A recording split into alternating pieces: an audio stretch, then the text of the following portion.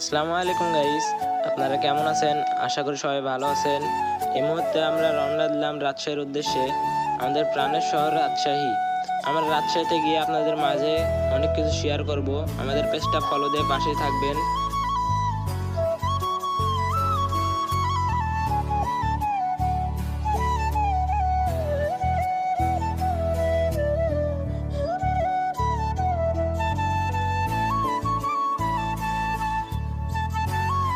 So guys, finally আমরা রাজশাহীতে চলে আসলাম। মুক্ত মঞ্চের সামনে ফুড কর্নার ফুচকার দোকানে চলে আসলাম।